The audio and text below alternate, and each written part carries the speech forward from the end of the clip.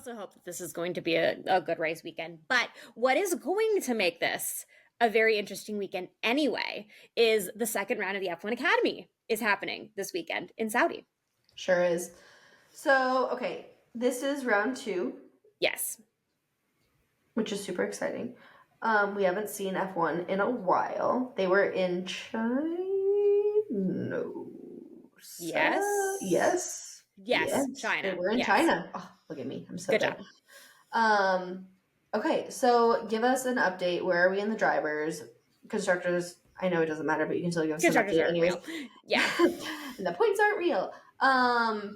And then who is our wild card driver? So as a refresher to all of you who are newer to F1 Academy, each race that they have a local or supposedly local wild card who doesn't have a permanent seat. It's kind of like their one time to shine. We saw several drivers last year serve as wild cards who are now have a permanent seat, which is really cool to see them make that jump. So yeah, tell us all the fun in and outs of F1.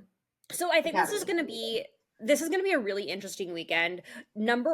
Primarily for the fact that a lot of these drivers have driven in Saudi Arabia before because we had Saudi Arabia on the calendar last year. But even though we do have a ton of new drivers in F1 Academy and a ton of drivers who are new to single seater racing, this is still going to be familiar territory for them because they tested in Saudi Arabia last week. So they got, the 3 full testing period. They did a ton of laps and a lot of mileage.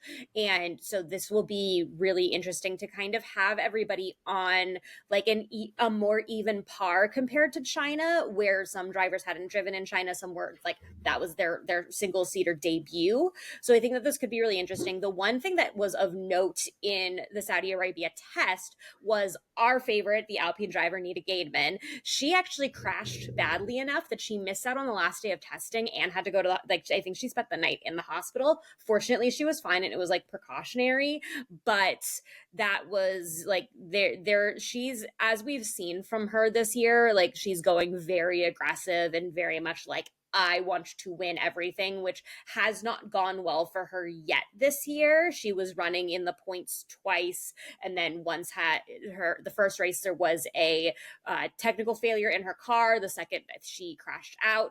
So she hasn't had the start to the season that she's expected, and right now the leaders in the standings, it's very early, but it's Dorian Pon from Mercedes, Maya Vuk from Ferrari, Chloe Chambers from Red Bull. So it's basically the 3 we expected to see and will expect to continue seeing be successful. And the question is Gateman, is anyone else on the grid going to be competitive? Who is going to challenge these 3? Who, Pon and Vuk have some like the most experience, and as does Chambers. Like those are the 3 that we know those names. So those are the ones that it's like, are they going to continue going on a tear and kind of break off from everyone else? Because right now the standings are all pretty close because it's early on and they changed the point system. Or is it going to be another year where a driver takes off, which I don't think it's going to be another year like Abby Pulling, where Abby won almost everything. Yeah. Okay, so those are people that we know, but what about the wild card? These are my favorite. I love that like you get an opportunity just to drive, like you get on. Yeah, and the wild card is really exciting. You said it's supposed to be a driver that's local, and last year there was a mix of like predominantly it was local drivers, and then it was a couple like non-local, like Singapore did not have a local driver.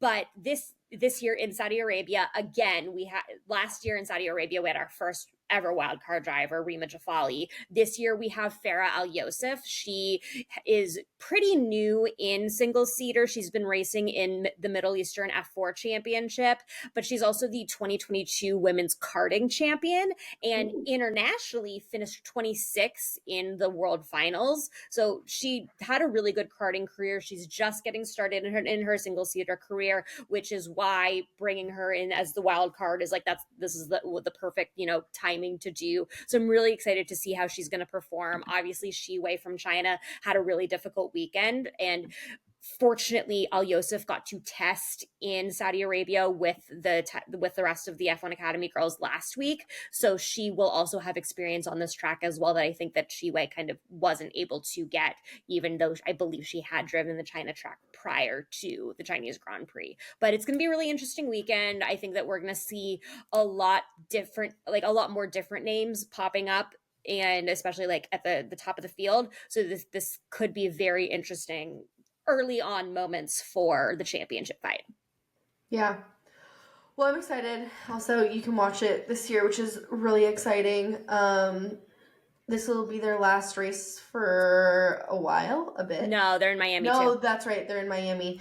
So yeah, so we'll get to see them again a few weeks after this, but love when all the support races come.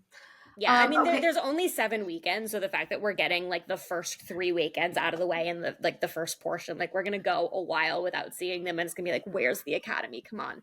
But they will have their races and their qualifying and their practices are all prior to F1 stuff, so probably a little bit earlier in the morning than, you know, last You week can or pull the in last time out. Emily and just record it and then watch it later. You don't even need to record it. Just pull it up on the YouTube channel and That's just fair. go from there. And also, the YouTube channel will tell you once they have those live streams scheduled, it will tell you exactly when it is local to you. So you don't have to do the math and try to figure out what time it is in Saudi Arabia based on what time it is where you live. Because I try to do that and it makes my brain hurt.